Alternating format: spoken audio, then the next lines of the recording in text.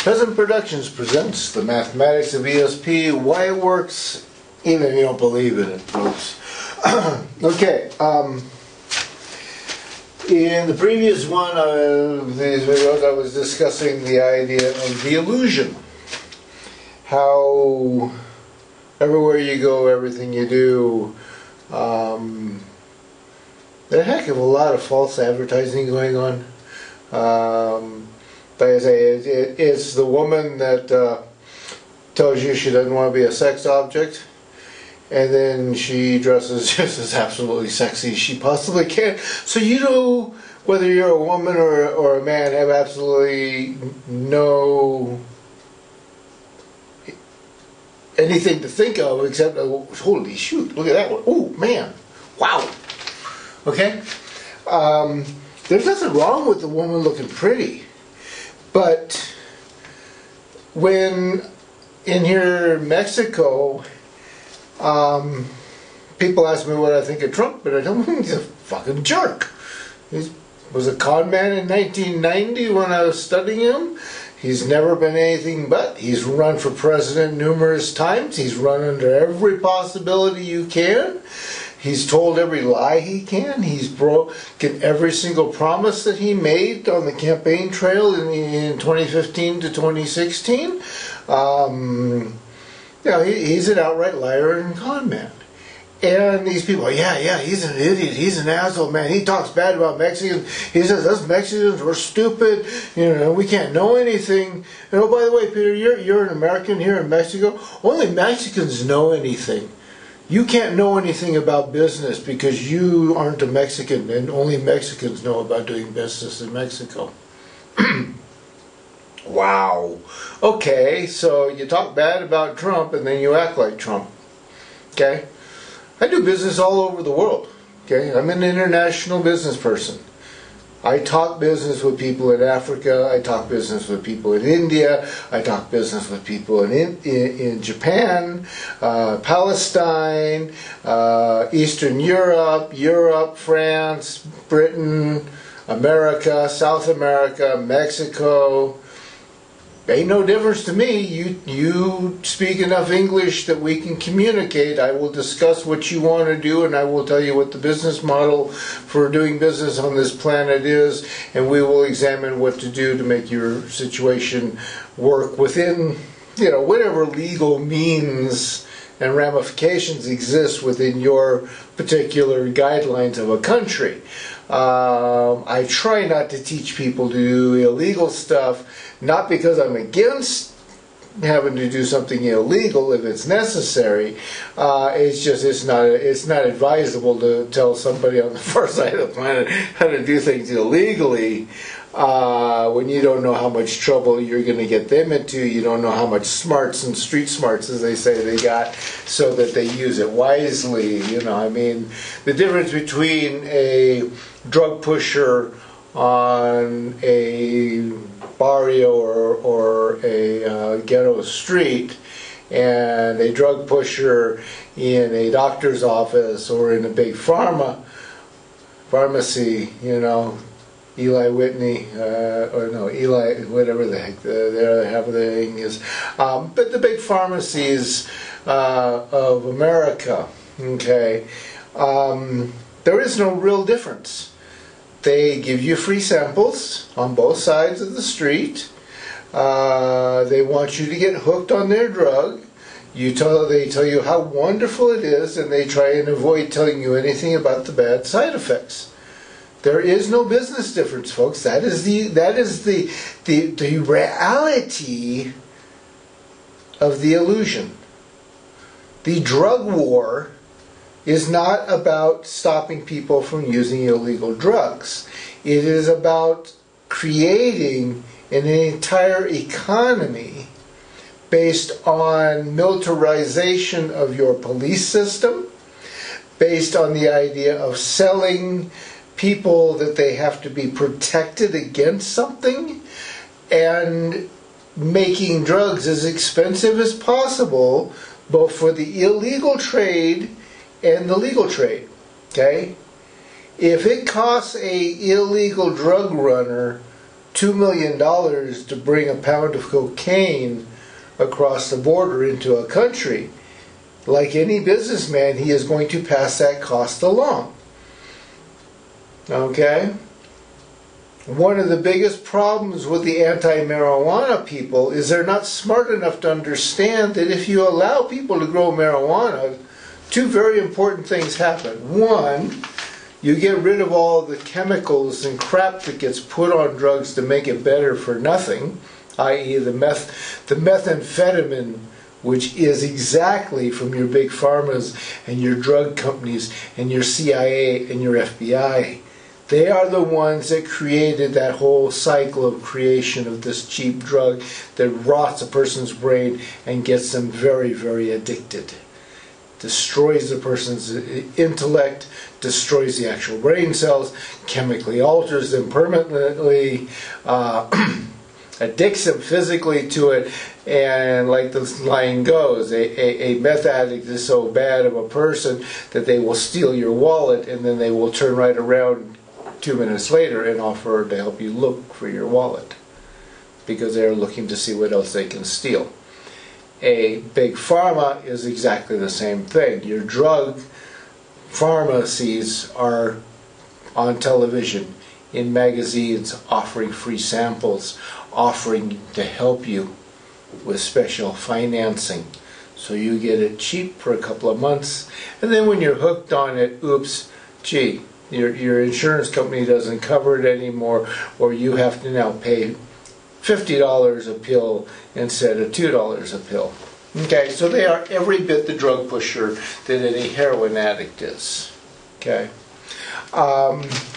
this is, like I say, it's a very big fallacy, and that's your absolute, that they are pushing a fallacy, and it creates the absolute that you all live a fallacy.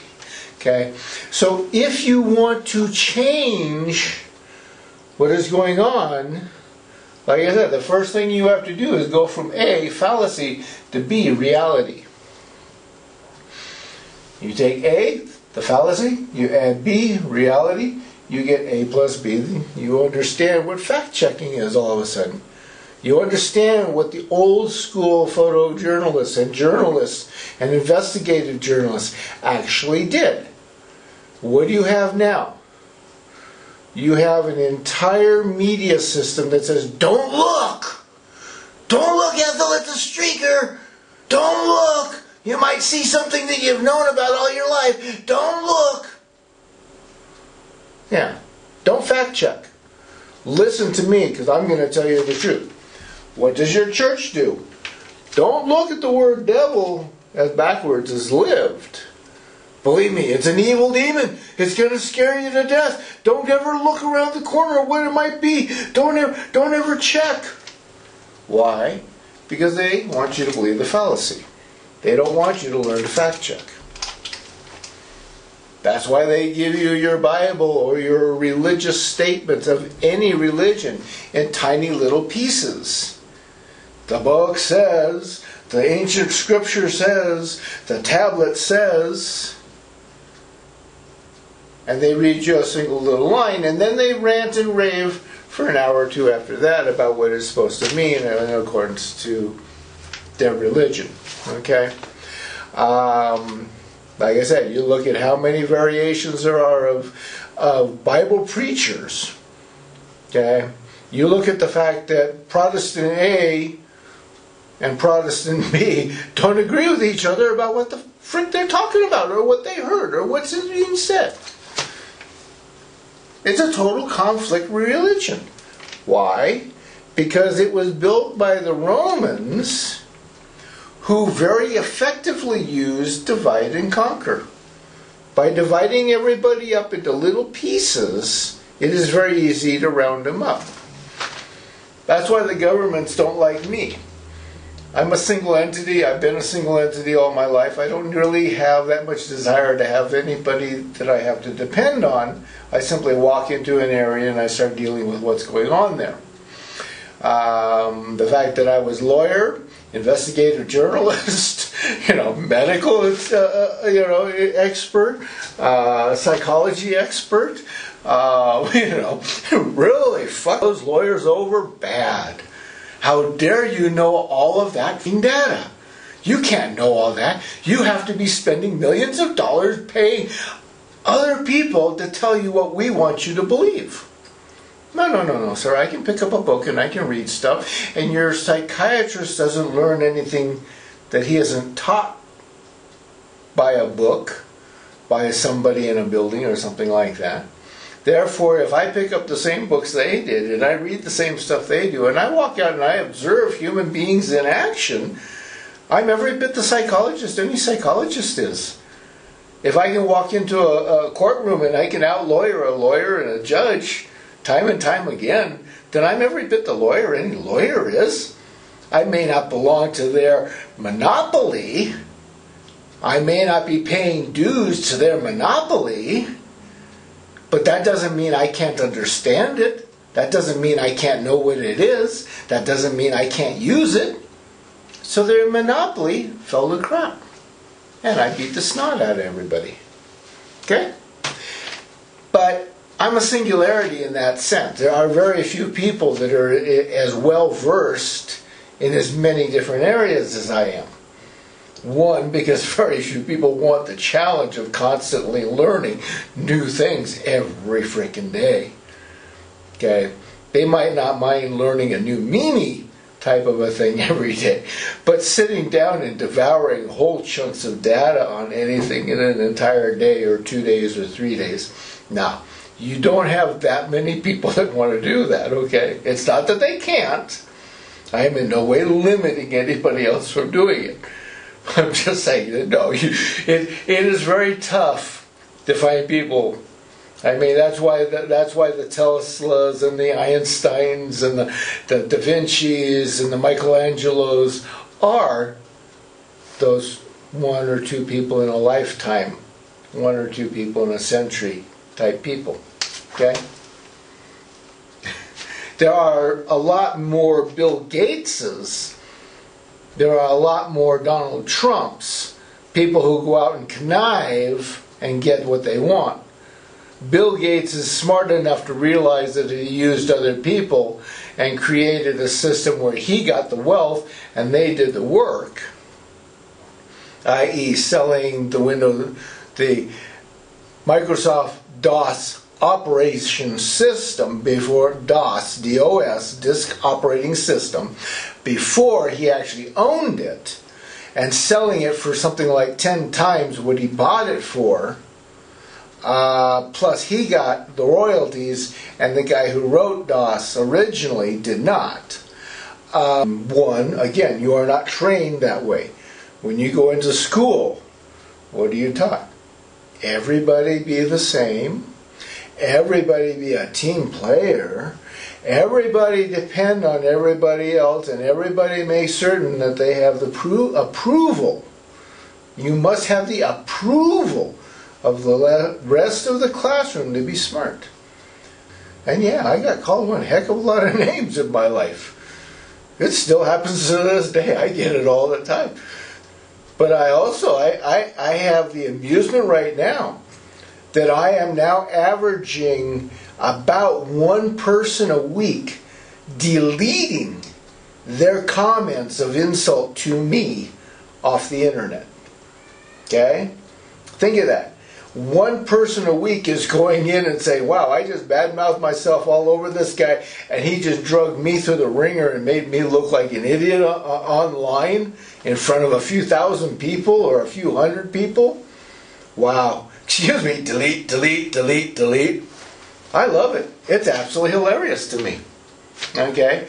That is a automatic proof that I am right, because the people shut up and walk away. They don't know what to say anymore. And they literally go back and delete it. Yeah. So the illusion is continued, and you have to literally change your whole pattern. If you don't change the pattern, folks, you keep repeating the same thing. As Einstein said, insanity is doing the same thing over and over again and expecting different results. So we're going to start working on the idea of changing the pattern.